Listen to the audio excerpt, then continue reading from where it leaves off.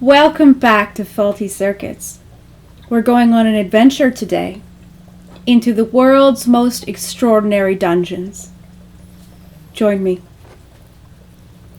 We join Keratin Quinlan and Slash Cobbler once more, architect enthusiasts of unusual prisons. They are standing high on a mountainside surrounded by boulders. We're near Aokigahara Forest, Japan, in Mount Fuji. The people here know that size is everything. We'll discover how Japan's architects packaged the old and the new in this crevasse of hardened lava, introduces Keratin, smiling. This is just such a clever use of space, she continues. The dungeon we're going to see today is completely made of concrete. It's dramatic, really. Very dramatic. What do you think, Slash? In fact, Keratin, I think it's specifically an oubliette. And just how would you differentiate a classic dungeon from an oubliette?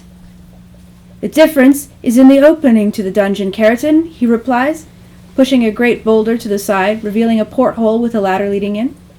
He crouches down on his haunches to take a closer look at the entrance. An oubliette is more of a secret dungeon that opens inward from above. Quite brilliant, really. This clever design manages to marry nature with the sheer hopelessness of indefinite imprisonment, she nods.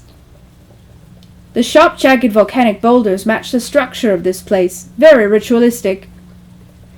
Well, I can't wait to see inside, shall we? They climb down into the entry chamber. The rooms are drab and grey, dimly lit with widely separated sconces. Wow, says Keratin, looking at the camera. Inside this dungeon is a real celebration to cement. It's a beautiful marriage of tunneled chiprock and concrete walls. I'm going in. You're so right, Keratin, echoes Slash.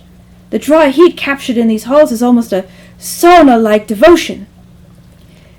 They turn into a rounded pod room. There are manacles on the far end of the wall, a table in the center where it should be just out of reach from a chained captive. Ah, this must be the Tantalus room, Keratin explains in a near whisper. Just look at this space. It's really quite small and domestic. Internally, there's an emphasis on making the use of the space as efficient as possible.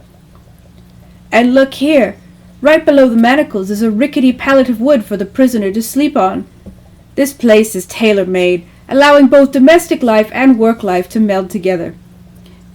This clearly is a workplace as well as a home. The next room is larger, but is divided into sections by stalagmites and stalactites. A slab sits near the middle, with straps and electric nipple clamps. Slash introduces the space to the camera. It's not open-planned, but the space isn't hemmed in by conventional walls.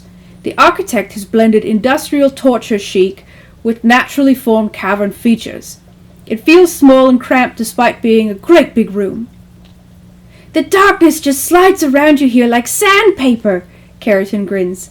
And I bet the sound of people screaming just really fills the whole chamber. The word eccentric hardly does this place justice. It's just so quirky. Slash opens his shirt, fits himself with nipple clamps, and then straps himself down on the slab. This place doesn't really give away its secrets until you come in. He motions Keratin to flip the electricity on. She does. He flops convulsively for a few moments. Oh, wow, that's smarts. Paring ideas down to bare essentials may seem simple, Keratin explains as Slash's nipples smoke behind her. But we should have a chat with the architect of this cavernous pit of horrors. We cut to the tight, sconce-lit hallway tunnels. This is Steve, Keratin says. He's an architect well known for his sudden drops and large rolling boulders. Tell me, Steve, what were you thinking in the design of this oubliette? Translation. I wanted to create something based on a mound of ravenous termites. Something very specialized but very simple. It's based on the idea that anywhere can be unpleasant if you want it to be. Wow! Incredible!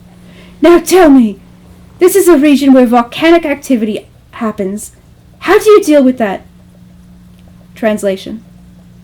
I find that the quality of life of the prisoners is not really a priority. They are brought here for the purpose of suffering, and that's fine. Thank you so much, Steve. And now it's time to bid adieu to this wonderful monument of great skill, mixing modernity with traditional pain. Keratin and Slash stand outside again. Slash stares longingly back at the boulder covering the entrance. This profound chasm of sorrow would be exceptional anywhere, but in this environment it really shines. It also has the quality of an ancient site, like a Stonehenge or something. What makes this place really special is the contrast between the wretched interior and the incognito exterior, Keratin chimes. It's been good, hasn't it? Slash asks her. It's been great, she smiles. The end. Until next time.